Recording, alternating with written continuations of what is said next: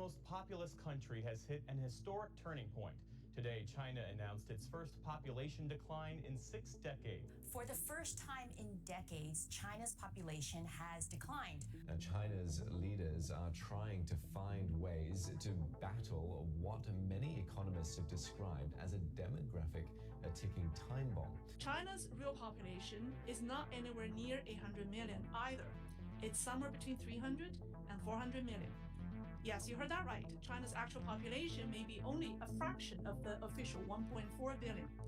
What's unusual about China is that this transition has occurred at a much accelerated speed. What takes most developed nations maybe 50 years to arrive at this point, China has arrived in 1 generation.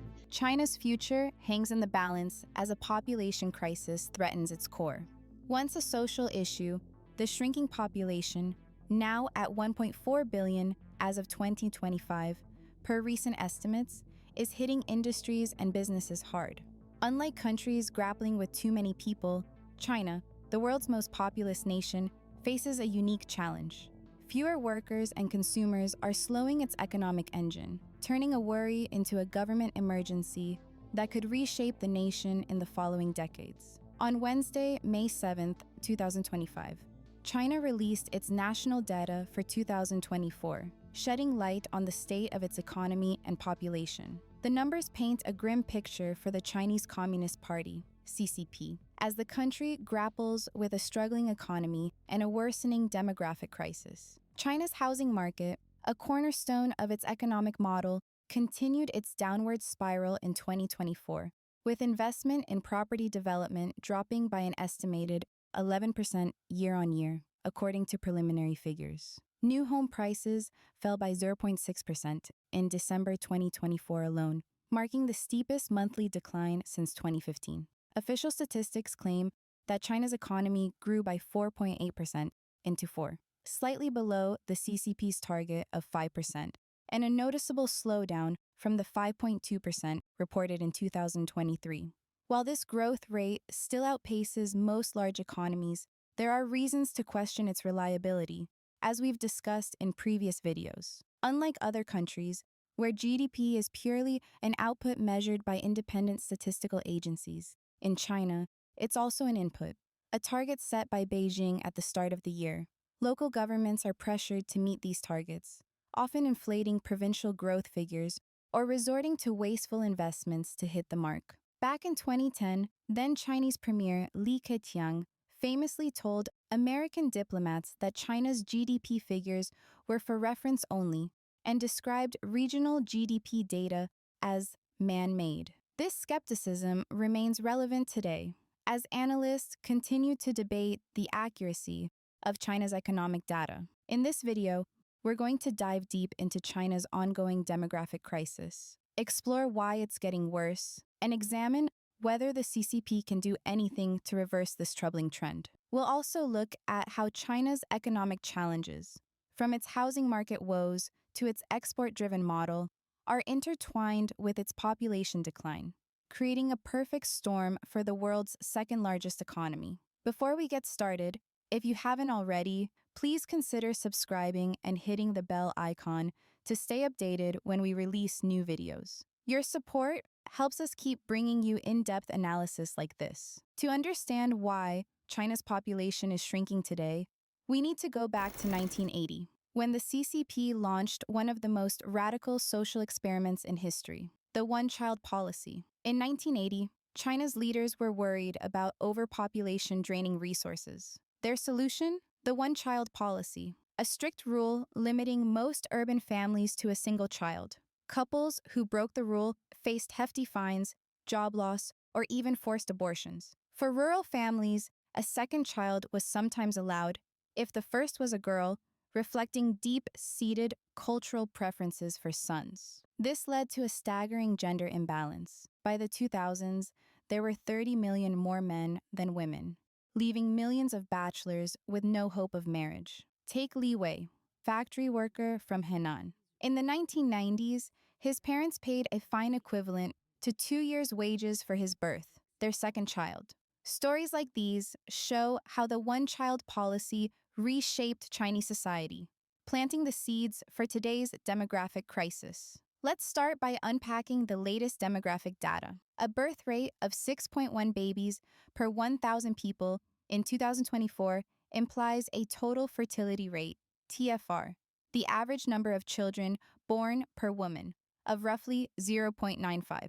For context, the World Bank's latest available data from 2023 shows that China's fertility rate is already among the lowest globally, trailing just behind South Korea, 0.78. There's also reason to suspect the real numbers could be even bleaker. In the past, China has overstated its demographic figures. For example, in the 2010s, official data claimed a fertility rate of around 1.6, but a 2010 census revealed it was closer to 1.2, and a 2016 survey by China's National Bureau of Statistics suggested it could be as low as 1.05. If similar discrepancies persist, China's actual fertility rate in 2024 could be well below the official estimate, amplifying the crisis. Now, you might be wondering, why is a low birth rate such a big deal? Historically, declining birth rates and aging populations have been hallmarks of economic development. As countries grow wealthier, people tend to have fewer children, prioritizing education, careers, and personal aspirations. But when fertility rates drop as low as China's, the consequences are profound. A fertility rate of 2.1 is needed to maintain a stable population and a balanced age pyramid. Below that, a country's population shrinks and ages rapidly, creating economic and social challenges. An aging population means fewer working-age people supporting a growing number of retirees. Assuming a fixed retirement age, this leads to a higher dependency ratio, a smaller productive workforce sustaining a larger, non-productive population. Without massive gains in worker productivity, governments must raise taxes on younger workers to maintain public services like healthcare and pensions. This creates economic strain, as higher taxes can discourage work, and social tension, as younger generations feel burdened by intergenerational unfairness. China's demographic crisis is unique. Most developed countries grapple with fertility rates below 2.1. But China's demographic crisis stands out for three key reasons. First, China's fertility rate is among the lowest in the world, as we've already established. This isn't just a statistical anomaly, it's a structural problem that's accelerating population decline.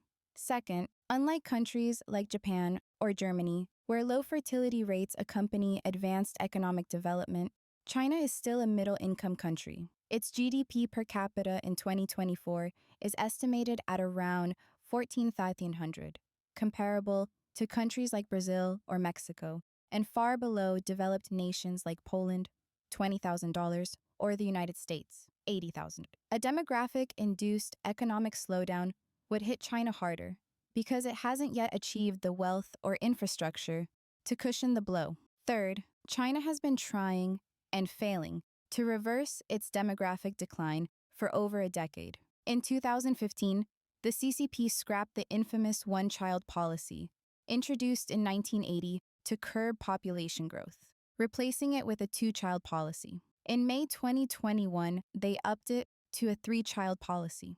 Regional governments have also rolled out incentives, such as extended maternity leave, tax breaks, and even cash payments for new parents. Yet none of these measures have worked. Birth rates continue to fall, and young Chinese couples are increasingly opting out of parenthood altogether. This isn't just a problem for China. Across the developed world, pronatalist policies, like maternity leave extensions or direct payments, have largely failed to boost fertility rates back to 2.1. Japan, with a fertility rate of 1.26, is aging fast, but it's leaning into robotics to care for its elderly, with innovations like robotic nurses in care homes. Germany, at 158, relies on immigration from Turkey and the Middle East to bolster its workforce, though not without political pushback. South Korea, with the world's lowest fertility rate at 0.78, is throwing money at the problem. Think cash bonuses for new parents, but it's not working. Meanwhile, India's fertility rate of 2.0 is near replacement level, but its young population struggles with job scarcity. And in Nigeria, a fertility rate of 5.4 fuels rapid growth, creating pressure on resources. What sets China apart? Its middle-income status and rigid political system mean it can't easily adopt Japan's tech solutions or Germany's open borders, and its export-driven economy makes South Korea-style subsidies a tough sell. The lesson seems clear. Small-scale incentives aren't enough. To encourage young people to have children, governments need to address deeper, systemic issues that make parenthood unappealing. In China, these systemic issues are deeply tied to its economic model. Two factors stand out: sky-high youth unemployment and unaffordable housing. In 2023, China's youth unemployment rate for ages 16 to 24 hit a record 21.3%, prompting the CCP to stop publishing the data altogether. While unofficial estimates suggest it may have dipped slightly in 2024, it remains a major barrier for young people considering starting a family. Without stable jobs, many feel they can't afford to raise children. Housing costs are another hurdle.